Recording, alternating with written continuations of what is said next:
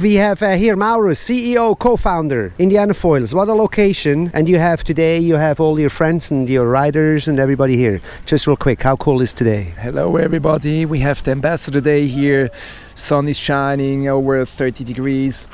Beautiful lake behind us, so everybody is on fire. We have a lot of new tricks and good action, good atmosphere. Everybody's happy.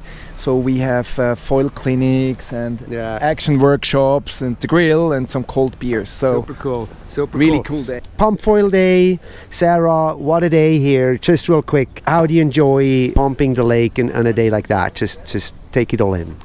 Oh man, it's awesome. Especially like on Sunday or on Saturday. There's a lot of boats passing by, and obviously I love waves. And sometimes we just go out, we follow the waves, and we just go behind one boat, then we cross over to the other boat, we go back, and then sometimes we're out 20 minutes, 25, or even longer. Some guys are doing great stuff. And it's just a great vibe. And I'm here with Mr. Gunnar. We last saw you at the boat show in Düsseldorf. And now we are sitting here, 33 degrees Zurich. And the urban Pump Stoke is alive.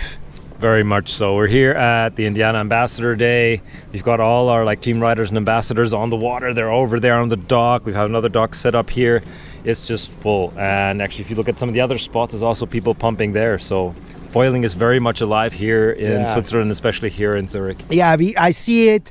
I'm here a little bit on a family trip, and I go around the lake and I see foilers everywhere. I've seen a guy pumping between islands further up north on a boat day, and a few years ago we were talking who can make it across the lake here behind us, and the level of performance has risen so much that going across the lake nowadays is basically the standard. Yeah, pretty much. I mean, now we've got foils that are so big and so efficient that it takes virtually no energy to go kilometers and kilometers. So getting across the lake is usually not a problem. Now the next goal is getting across and back in one go. The good guys can do that. Some guys in our age still struggling a little bit, but we're working on it. Just the location. I mean, check it out, you guys. This is a water sports company here, and they have offices there. There's a dock here. There's the lake. I mean, it doesn't get much better. It's like a little Hawaii here for in Zurich. It's so nice. It's perfect. Having the HQ directly on the water is awesome. So, can still actually do your sport as you're working. That's not a given. I've worked for a few water sports companies, and this is one of the only ones where you can actually get out the front door and do your sport right on next to the office. And then there's workshops here, and you just had a workshop. So let us know real quick, what was the workshop that you were doing? I actually did two. The first one was our sort of standard explaining our current gear, development process and so on.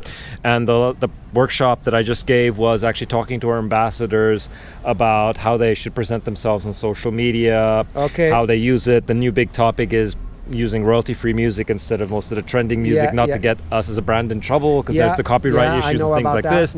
And it's essentially giving them tips on how they represent themselves and the brand a bit better in social media. Okay, that's pretty cool. I mean, that's actually something we don't think about too much. Usually we talk about gear and what's the latest and the greatest, but you have a marketing strategy, and you have to the royalty-free music. I know that with the stand-up magazines, the same thing. But the royalty-free music always kind of sucks, and the kids rather listen to the known music. But anyway, so that's cool that you guys are doing that. Anything else in terms of pumping equipment? You guys have any prototypes in the pipeline or anything? Oh yeah, there's a few things. There's a few things we're working on. Especially new versions of the high aspect foils, and developing and refining the current range of foils. So there's a lot of cool new stuff coming for 2026, 2027 that we're discussing here and just having a look at, and some prototypes and so on. So stay tuned. There's some really interesting things in the pipeline.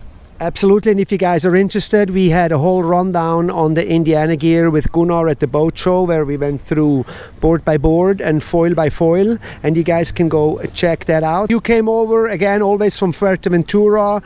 And how's the summer been in Fuerte since I saw you last, and the whole downwind craze, parrowing, wing foiling? How's everything been over there? It's been really good. I've been spending most of my days parrowinging now, actually. I've been having lots of fun getting better at that and going down on smaller and smaller boards, going for longer and longer runs now. And especially now since the beginning of summer, it's been really good. We've had a lot of good downwind conditions, so just been going on a lot of parrowing downwinders, cool. and then like big upwinders and then downwinders again, just getting fit again and just developing that new sport. And if anything, we'll see you guys in the next video.